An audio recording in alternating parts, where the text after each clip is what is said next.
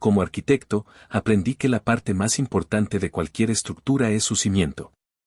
Un cimiento mal diseñado, construido sobre suelo inestable o con materiales de baja calidad, puede comprometer todo lo que se construye sobre él. No importa la belleza de la fachada o el lujo del acabado, si la base es defectuosa, el colapso es solo una cuestión de tiempo y presión. Durante años, el cimiento de mi matrimonio con Gabriela fue mi paciencia. Y yo, ingenuamente, creí que era inagotable. De lo que no me di cuenta fue de que, con cada pelea injusta, cada exigencia irracional, ella estaba excavando la tierra alrededor de ese cimiento, dejándolo peligrosamente expuesto. Vivíamos en una casa en el barrio de San Ángel, en la Ciudad de México. Una casa que diseñé y ayudé a construir. Cada ángulo, cada ventana, cada viga de madera era una extensión de mí. Debía ser nuestro refugio, pero con el tiempo, se convirtió en el escenario principal del temperamento volátil de Gabriela. Ella era abogada corporativa, brillante e implacable en su profesión, y traía a casa la misma agresividad de un tribunal. Cualquier estrés de su día, cualquier frustración, era descargado en mí. Y yo, el hombre que construía cosas para que duraran, me convertí en el pararrayos, absorbiendo las descargas para mantener la paz. El patrón era siempre el mismo. Algo trivial salía mal, una factura pagada con un día de retraso, un producto del supermercado que olvidé comprar, un comentario que hice y que ella malinterpretó. Su reacción era instantánea y desproporcionada. La acusación llegaba como un martillo, y mi intento de explicarme calmadamente era visto como una afrenta, como excusas baratas. El veredicto era siempre el mismo, yo era el culpable. Y la sentencia, también. No puedo ni verte. Duerme en la sala. Las primeras veces, años atrás, luché. Argumenté. Intenté hacerle ver la lógica. Pero era como discutir con un huracán. Eventualmente, cedía. Dormía 1 o 2 noches en el incómodo sofá, mi espalda retorciéndose en protesta hasta que no aguantaba más. Entonces, me disculpaba. Disculpas por cosas que no hice. Me disculpaba por la paz, por el permiso de volver a mi propia cama, por el fin del silencio hostil. Cada falsa disculpa era una fisura en el cimiento de mi autoestima. El catalizador, la última carga de presión que la estructura no soportaría, llegó a causa de una fuga en el baño de visitas. Le había dicho, semanas antes, que necesitábamos llamar a un plomero por una pequeña gotera. Yo me encargo, dijo, con la impaciencia de quien no quiere ser molestada. Y, por supuesto, lo olvidó. Esa tarde, mientras ella estaba en el trabajo, la gotera se convirtió en un chorro. El agua manchó el techo del comedor de abajo. Pasé toda la tarde con cubetas, llamando a un plomero de emergencia y limpiando el desastre. Cuando Gabriela llegó a casa, no vio mi esfuerzo. Vio la mancha en el techo. Y su furia fue bíblica. ¿Qué es esto, Adrián?, gritó, arrojando su bolso al suelo. No puedo creerlo. Te pedí que te encargaras de esto hace semanas. La inversión de la realidad fue tan descarada, tan completa, que por un momento me quedé sin palabras. Gabriela, dije, con voz tranquila. Fui yo quien te avisó. Dijiste que te encargarías. Y mentiroso, escupió la palabra. ¿Estás tratando de culparme a mí por tu incompetencia? Tú, el gran arquitecto, y la casa se está cayendo a pedazos. Intenté argumentar, mostrarle los mensajes de texto donde le recordaba sobre la fuga. Se negó a mirar. Para ella, la verdad era irrelevante. Lo que importaba era que estaba enojada, y alguien tenía que ser el culpable. Y ese alguien, como siempre, era yo. La pelea se intensificó, alimentada por su negativa a aceptar la realidad. Y entonces, llegó la sentencia familiar. Basta. No quiero oír ni una palabra más. Vas a dormir en la sala hasta que aprendas a asumir la responsabilidad de tus errores y me pidas disculpas como un hombre. Se dio la vuelta y marchó hacia la habitación, dando un portazo. Me quedé parado en la sala, mirando la mancha húmeda en el techo y el sofá que era mi celda. Y algo dentro de mí, finalmente, se rompió. El arquitecto dentro de mí miró la situación, no como un esposo herido, sino como un profesional evaluando una estructura condenada. El diseño era defectuoso. El ciclo de acusación, castigo y capitulación era un defecto fundamental que comprometía toda la integridad del edificio. Seguir reparando las paredes no servía de nada cuando el cimiento estaba podrido. Era hora de dejar de reparar. Era hora de construir algo nuevo. Tomé mi almohada y una cobija del armario, como ya había hecho tantas veces. Gabriela, oyendo el movimiento desde la habitación, probablemente sonrió, satisfecha, viendo mi sumisión. Pero esta vez era diferente. Al pasar por el pasillo, miré la puerta que llevaba al sótano. Un espacio enorme, húmedo y olvidado, lleno de muebles viejos y cosas que no usábamos. Un espacio con potencial. Un espacio que era un lienzo en blanco. Caminé hasta la puerta de la habitación y dije, con voz clara y tranquila, para que pudiera oír a través de la madera. «Está bien». No había rabia en mi voz.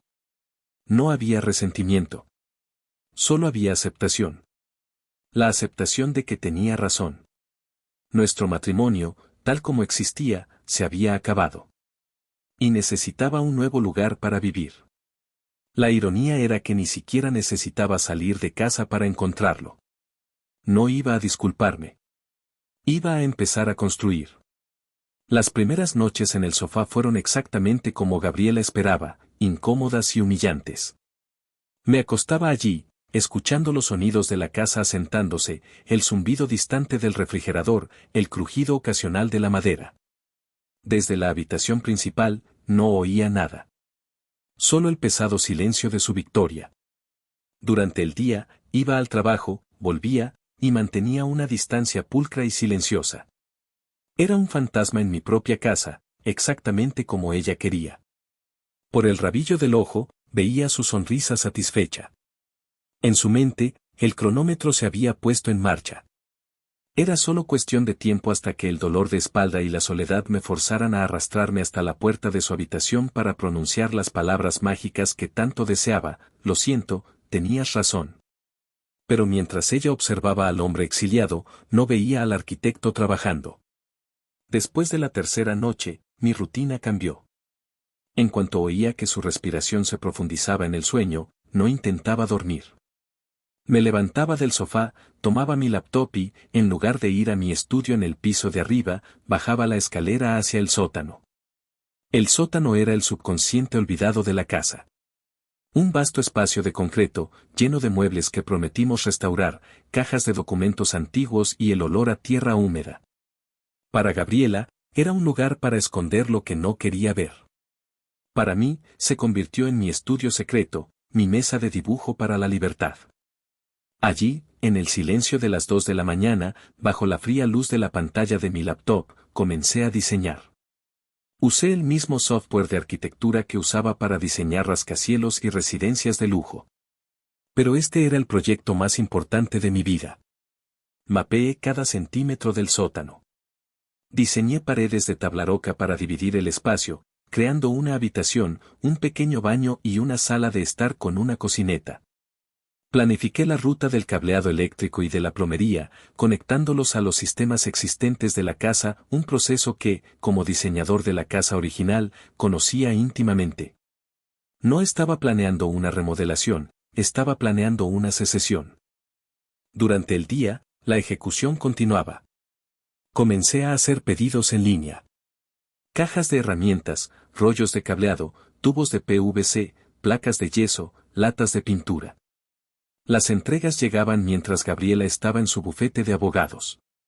Las recibía y rápidamente movía todo al garaje, escondiendo los materiales bajo lonas, detrás de estanterías. El garaje se convirtió en mi almacén secreto. Mi comportamiento en casa era el camuflaje perfecto. Estaba perpetuamente cansado, pero ella lo atribuía a mis noches mal dormidas en el sofá. Estaba callado y concentrado, pero ella lo veía como el mal humor de un hombre castigado. ¿Vas a seguir con esa cara hasta cuándo?, preguntaba, con desdén. La solución es muy simple, Adrián. Yo solo negaba con la cabeza y decía, estoy cansado. Y lo estaba. Pero era el agotamiento glorioso de un hombre que pasa la madrugada construyendo su propia salvación. El trabajo físico comenzaba alrededor de la medianoche. Bajaba al sótano y el mundo de Gabriela desaparecía. El primer paso fue la limpieza. Arrastré muebles viejos, tiré años de trastos acumulados. Creé el espacio abierto que había diseñado en la pantalla. Luego, comencé a construir. El sonido de mis tornillos entrando en la madera era ahogado por las gruesas paredes de concreto. Cada armazón de pared que levantaba era una nueva frontera entre su mundo y el mío. Cada tubería que conectaba era una nueva línea de suministro para mi independencia. Me sentía vivo de una forma que no había sentido en años. El trabajo era metódico, honesto. Había un problema, crear un espacio habitable, y lo estaba resolviendo con mis propias manos, mi propia mente. Cada noche, la transformación era más visible. Las paredes se levantaron, el cableado se pasó, la plomería para la ducha y el inodoro se instaló. Era una obra maestra de ingeniería clandestina. Pasó un mes. 30 días durmiendo en el sofá. 30 noches trabajando en el sótano. Para Gabriela, mi resistencia era una fuente de creciente frustración y confusión. No podía entender por qué aún no había cedido. Mi negativa a disculparme se había convertido en una ofensa mayor que la infracción original e imaginaria. La dinámica de poder había cambiado. Esperaba que la incomodidad me rompiera, pero yo había transformado su castigo en mi oportunidad. Ya no necesitaba su habitación. Estaba construyendo la mía. El 31º día, un sábado, apliqué la última capa de pintura en la pared de mi nueva habitación. Instalé un pequeño refrigerador y una placa de inducción. Conecté internet a un nuevo router. El sótano ya no era un sótano. Era un apartamento tipo estudio, funcional y completamente independiente, con su propia entrada por la parte de atrás de la casa. El proyecto estaba concluido. Mi fortaleza estaba lista. Y la reina del castillo en el piso de arriba no tenía la menor idea de que un nuevo reino se había erigido justo debajo de sus pies. Faltaba solo la inauguración. El proyecto estaba concluido. Esa noche de sábado, por primera vez en un mes, no me preparé para una noche de trabajo en el sótano.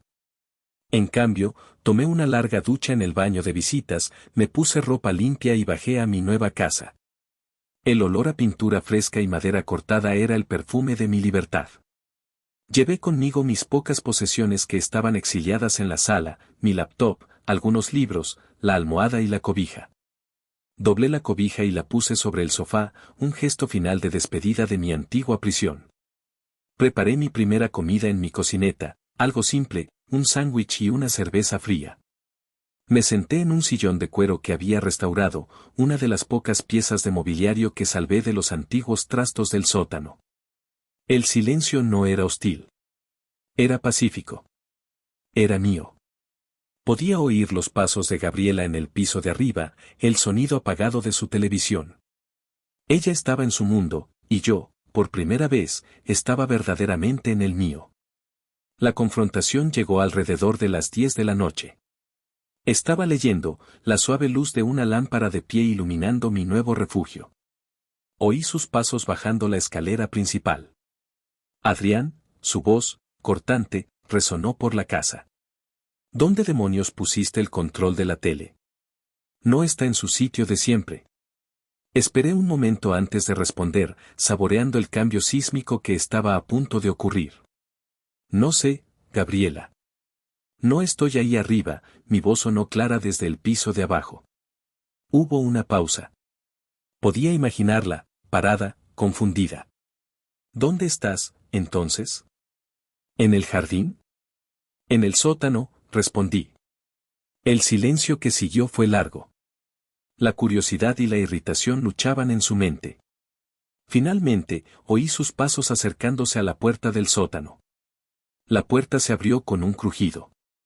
¿Qué demonios estás haciendo ahí abajo en la oscu?, comenzó a decir, mientras bajaba los primeros escalones. Y entonces, se detuvo. La observé desde mi lugar. Vi sus ojos ajustarse a la luz. Vi la confusión inicial en su rostro mientras procesaba la escena. El suelo de cemento pulido. Las paredes blancas recién pintadas.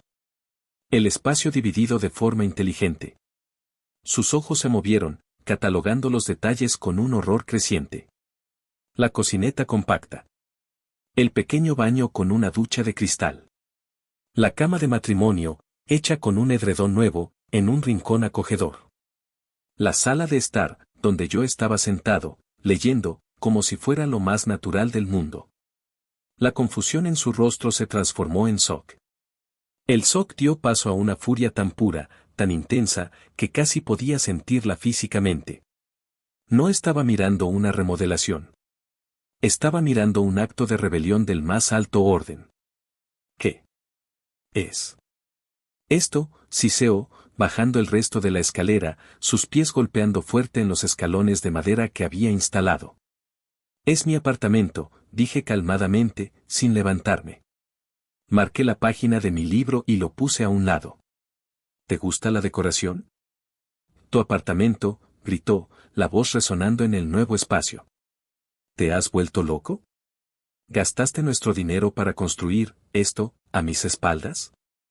Primero, dije, levantando un dedo, usé mi propio dinero, de una cuenta de bonos que no conocías. Segundo, no lo hice a tus espaldas. Lo hice durante las noches en que estaba exiliado en el sofá. En cierto modo, me diste el tiempo y el espacio necesarios. Así que, gracias. La calma de mi lógica fue como echarle gasolina a su fuego. Esto es increíble. Te mando a dormir al sofá para que pienses en lo que hiciste y construyes una casa de muñecas para esconderte. Exacto, asentí. Finalmente lo entendiste. Me mandaste a dormir al sofá hasta que me disculpara. No tenía por qué disculparme. Así que, en lugar de esperar indefinidamente, diseñé una solución permanente. El sofá era incómodo. Aquí es bastante cómodo. Ya no necesito tu perdón para tener una buena noche de sueño. Se quedó allí, jadeante, el cerebro tratando de procesar la completa inversión de poder. Sus armas habituales, la rabia, la culpa, el castigo del exilio, eran inútiles. ¿Cómo podría desterrarme al sofá, si ya no vivía en la sala? ¿Cómo podría encerrarme fuera de la habitación, si tenía mi propia habitación, con mi propia llave? Vas a desmontar todo esto ahora mismo, ordenó. Me reí. Una risa genuina, la primera en mucho tiempo. No. No lo haré. Este es mi espacio.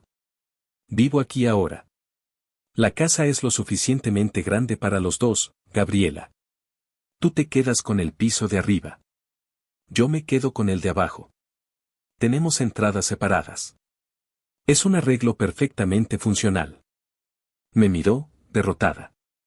La abogada implacable, la mujer que nunca perdía una discusión, no tenía un contraargumento. No había roto ninguna regla. Simplemente había creado nuevas.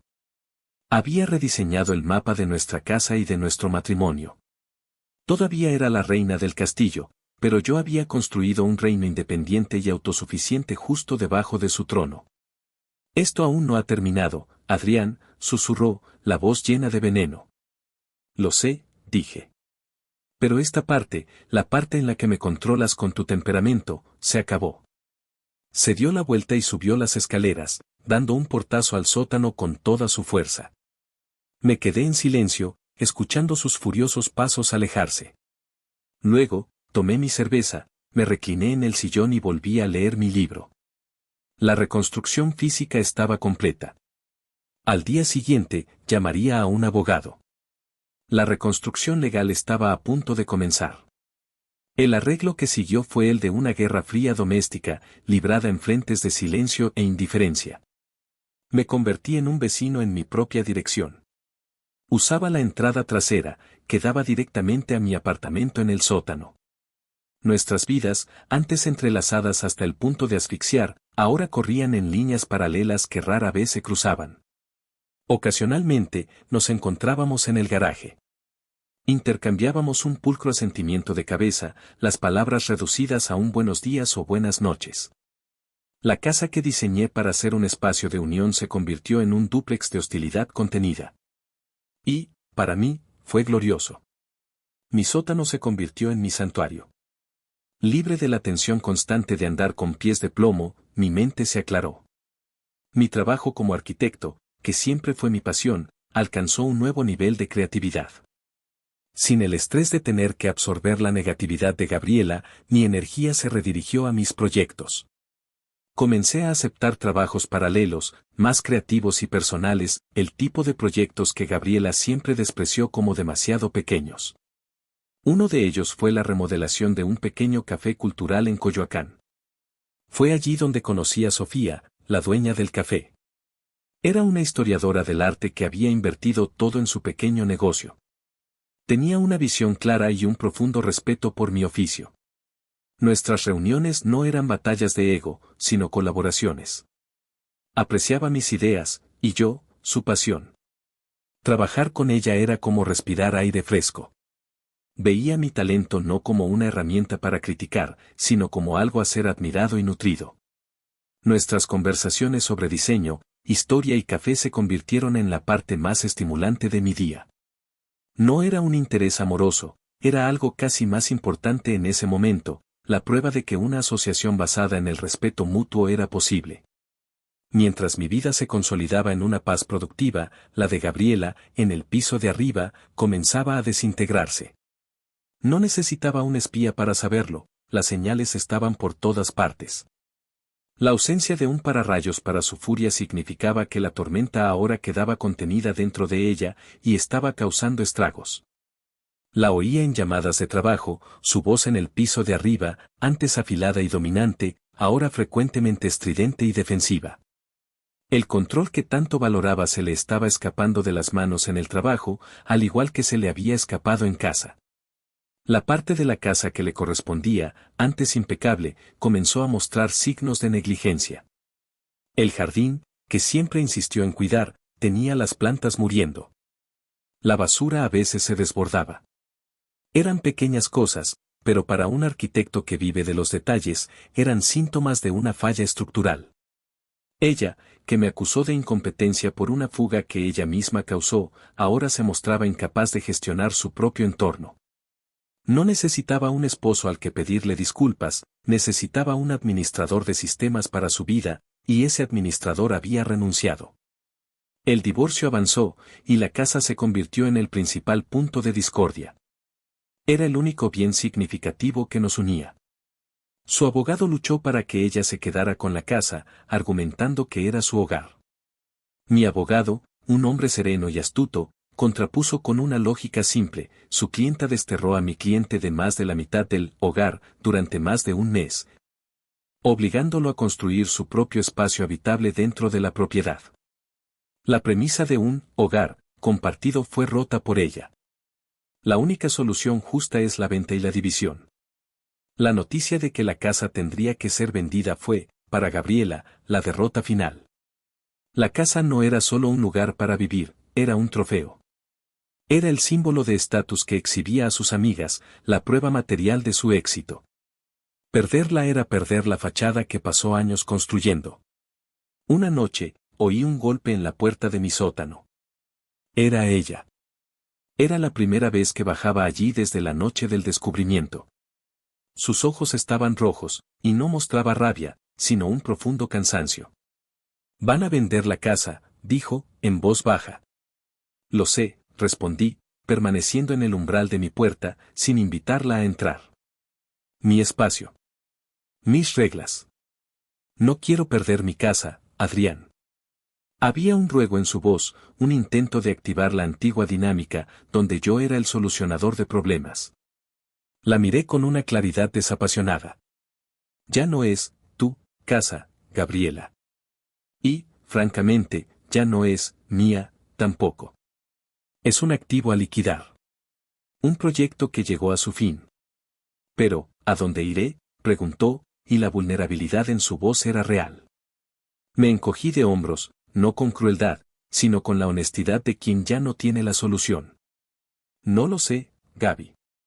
Eres una mujer inteligente y capaz. Lo resolverás. Así como yo lo resolví». La conversación terminó allí. Cerré la puerta y la dejé afuera, en el oscuro pasillo del sótano. No sentí placer en su dolor. Sentí el profundo y final alivio de un arquitecto que firma el certificado de finalización de una demolición. La antigua estructura se venía abajo. Y yo ya tenía los planos para mi nueva vida listos en mis manos. Pasaron 2 años, el polvo de la demolición se había asentado hacía mucho tiempo, revelando un paisaje completamente nuevo. La casa de San Ángel fue vendida. El divorcio fue finalizado. Y la vida, como un proyecto bien ejecutado, siguió adelante. Mi pequeño estudio de arquitectura, que comenzó con el proyecto del café de Sofía, floreció. Nos convertimos en socios. Estructura y alma, lo llamamos. Y nuestro trabajo era exactamente eso, crear espacios que no solo fueran hermosos, sino que tuvieran un propósito, un cimiento de respeto por el cliente y el entorno. Nuestro éxito fue la prueba de que nuestra filosofía funcionaba. Sofía y yo nos enamoramos, un proceso tan orgánico y sólido como la construcción de un muro de ladrillos, una capa a la vez. Alquilamos un loft en el centro histórico, un espacio antiguo que remodelamos juntos, transformándolo en nuestro hogar y nuestro estudio. La vida era una colaboración constante, una conversación entre dos mentes que se respetaban. La paz no era algo por lo que tenía que luchar, era el aire que respiraba. El encuentro final con Gabriela tuvo lugar un domingo soleado. A Sofía y a mí nos gustaba visitar casas abiertas, no para comprar, sino para buscar inspiración, para observar las tendencias del mercado.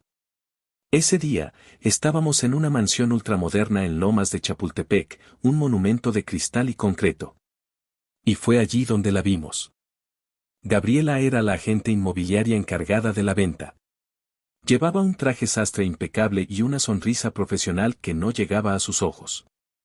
Estaba en su elemento, proyectando éxito y autoridad, pero yo, que conocía la arquitectura de su alma, podía ver las fisuras. Había un cansancio en su postura, una fragilidad en su voz mientras describía las virtudes de una cocina de mármol a una pareja de posibles compradores. Había dejado la abogacía, o quizás la abogacía la había dejado a ella. Estaba usando sus habilidades de argumentación para vender una vida que ella misma había perdido. Nos vio en el momento en que entramos. La sonrisa profesional vaciló por una fracción de segundo, una microfisura de shock. Pero se recompuso, la profesional asumiendo el control. Era su trabajo, su casa abierta. No podía ignorarnos. Cuando nos acercamos, caminó en nuestra dirección. Adrián. Sofía. ¡Qué sorpresa!, dijo, la voz un poco más alta de lo necesario. ¿Interesados en comprar? Los cimientos son de última generación. La ironía de su elección de palabras casi me hizo sonreír. Solo mirando, dije, educadamente. Bonito diseño. Líneas limpias. Nos miró, a Sofía y a mí, de la mano, ambos relajados, en casa en ese mundo de diseño y estructura. Y vi en sus ojos la comprensión total de todo lo que había perdido. No solo a mí, sino una asociación, un respeto, una vida. En un último esfuerzo por redefinirse como la víctima de la historia, suspiró y dijo, con una pizca de amargura. Pues sí. Algunas personas son buenas construyendo, otras, como yo, terminan perdiéndolo todo. La frase, diseñada para extraer lástima, quedó flotando en el aire. Y yo, finalmente, le ofrecí la lección final de arquitectura, el veredicto final de nuestro proyecto fallido. La lección más importante que aprendí en mi profesión, Gabriela, dije, mi voz tranquila, no la de un exmarido, sino la de un colega compartiendo sabiduría. Es que no se puede construir una vida feliz sobre un cimiento injusto. Puedes tener la fachada más hermosa del mundo, pero si la base está podrida, tarde o temprano, toda la estructura cede. Hice una pausa, mirando alrededor de la lujosa casa que estaba vendiendo, antes de concluir. A veces, la demolición completa es el primer y más necesario paso para el proyecto más importante de tu vida. No tuvo respuesta. La verdad de mi metáfora era tan sólida como el concreto bajo nuestros pies. Simplemente asintió, la sonrisa profesional desmoronándose, y se giró para atender a otros clientes. Sofía y yo continuamos nuestro recorrido por la casa, pero mi mente ya estaba en otro lugar. El encuentro no me había afectado. No dejó residuos. Fue solo la confirmación final de un principio arquitectónico. Durante años, intenté reparar una estructura condenada para evitar el ruido de la demolición. Fui forzado a bajar al sótano, a cavar hasta encontrar tierra firme y a empezar de nuevo, con un nuevo plano, nuevos materiales y, lo más importante, un nuevo socio de construcción. Al salir de la casa y volver al sol, sostuve la mano de Sofía. La vida que tenía ahora no era un accidente. Fue un proyecto. Fue una elección consciente de demoler lo que era insostenible para construir algo que fuera verdadero. Y la paz que sentía era la prueba final de que el cimiento era, finalmente, sólido como una roca.